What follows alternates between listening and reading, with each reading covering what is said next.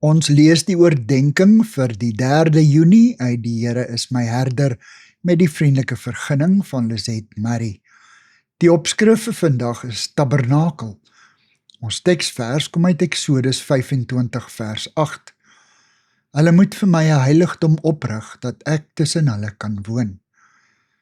God het Moses beveel om 'n tabernakel te bou, maar die Israeliete moes begryp, God het die inisiatief geneem. Hy het hulle op sy terme genader en nie op hulle sin nie. Die heilige God het besluit om tussen sy volk te kom woon. In Eksodus 26 vers 1 tot 27 word 'n volledige beskrywing met spesifieke aanwysings gegee oor die bou en toerus van die tabernakel.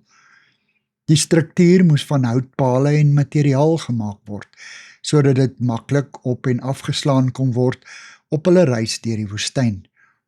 Die dak het bestaan uit gordyne met borduurwerk daarop en was oorgetrek met sak en vel.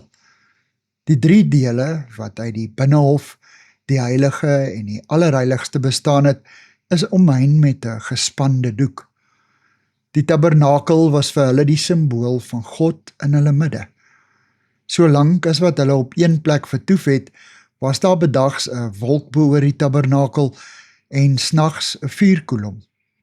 In Eksodus 40 vers 35 staan, Moses kon nie in die tent van ontmoeting inkom nie. Die wolk was daarin en die magtige teenwoordigheid van die Here het die tabernakel gevul. Die lewende God het tussen sy mense gewoon, heilig, almagtig en soewerein. Met die tabernakel reg in die middel van die kamp en die wolk en vuurkolom as getuie van God se heilige teenwoordigheid, is hulle voortdurend daaraan herinner dat hulle fokus op hom moet bly. Net so moet ons oë vandag nog op Christus gerig wees, terwyl ons op pad is na die ewige Kanaan. Heilige God, my oë is op U. Amen. Dankie vir die saamkuier. Ek deel Lisette se kontakbesonderhede in die inligtingsparagraaf van die kanaal. Daar is ook skakels na voorlesings van Lisette se ander publikasies wat hier beskikbaar is.